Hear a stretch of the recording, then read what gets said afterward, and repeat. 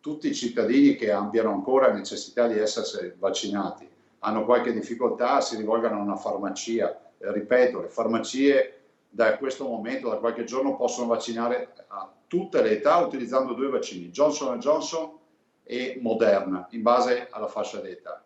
Chiamate al telefono le farmacie che conoscete. Disponibile il siero Johnson Johnson per chi ha più di 60 anni, Moderna per gli under 60 in farmacia.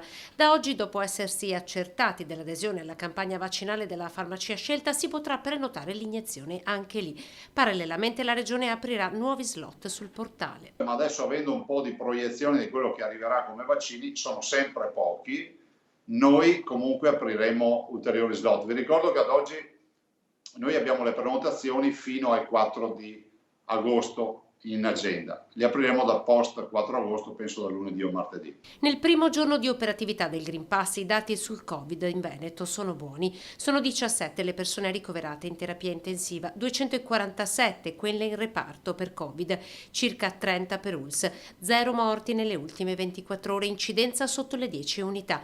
Il trend positivo è confermato. La Regione affina il piano di sanità pubblica che porterà il contact tracing negli eventi dell'estate, nei centri estivi. Oggi nell'incontro con le ULS del Veneto è stato predisposto il piano.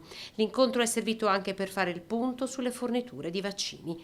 Ancora troppo poche. Debutto oggi per il Green Pass, da sempre caldeggiato dal presidente Luca Zaia, che fin dall'inizio aveva ritenuto che fosse un passaporto vaccinale il punto di partenza per la ripresa in Veneto e un ritorno alla normalità. A casa nostra magari non pretendiamo che uno entri col Green Pass, ma se vai al cinema, vai in un centro congressi, vai in un villaggio vacanze, vai da qualche parte in giro per il mondo, c'è anche chi ha il diritto di chiederti il Green Pass, c'è anche chi ha il diritto di chiederti il tampone se sali su un aereo, c'è chi ha il diritto di chiederti un test se vai a prendere un treno Covid free.